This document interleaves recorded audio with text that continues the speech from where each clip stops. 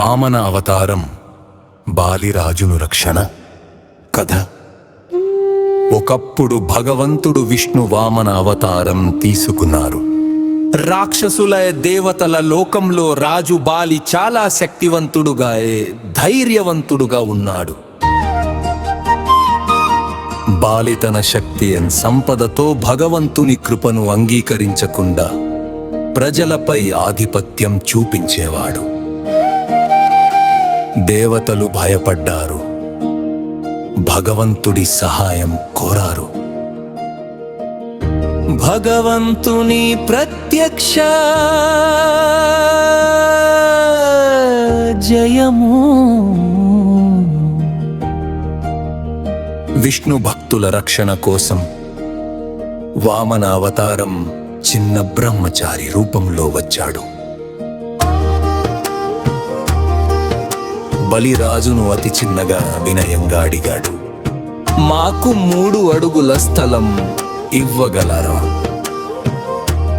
Bali తన ధైర్యంతో మంచితనంతో సరే అన్నాడు. అప్పటికి విష్ణు విస్తరిస్తూ పెద్ద అవతారం తీసుకున్నారు. మొదటి అడుగు భూభాగాన్ని పొందాడు, రెండో అడుగు ఆకాశాన్ని చేరింది,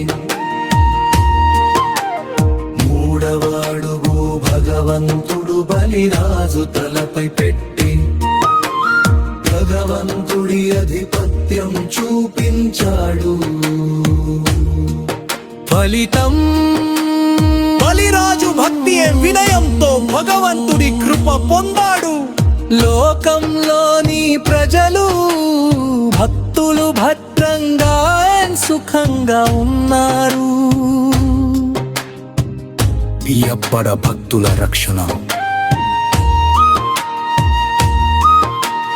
భక్తుల రక్షణ ధర్మ స్థాపన కోసం భగవంతుడు ప్రత్యక్షమయ్యాడు.